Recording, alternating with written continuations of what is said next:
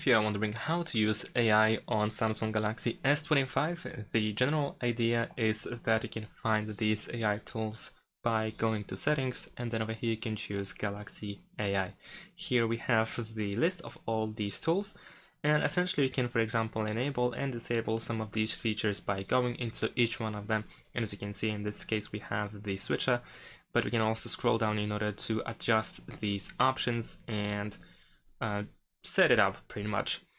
In some cases, we can find these tools inside apps, and of course these apps are indicated in most cases on the left side with these icons. So for example, Note Assist. Well, in this case, AI tools for Note Assist can be found in the Notes app, Transcript Assist and Voice Recorder, and Browsing Assist in, you guessed it, in the browser. So to sum it up, essentially you want to find these AI tools in specific apps, and there is no like single button to just turn on AI and a magic happens, of course. Therefore, for example, if you go to Notes and if you start creating notes, then in that case you can pretty much convert your texts by using AI.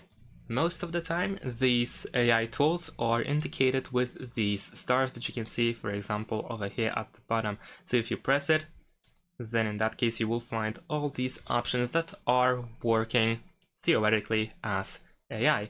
So we have, for example, in Notes, auto format, summarize, spelling and grammar, as well as the translate option.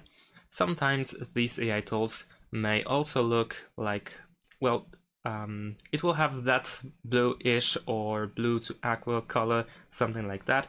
So in that case, it looks something like this. So you can also find a button that looks pretty much like this. You can see the icon is the same. So essentially, if you're looking for AI tools on your phone, you are most likely looking for either this icon or this whole button that looks more or less like this. So this is how we can use AI. We can tap on these buttons in order to start using those AI tools, and that is about it. Thanks for watching, leave a like and subscribe to my channel, and see you in my next videos. Bye!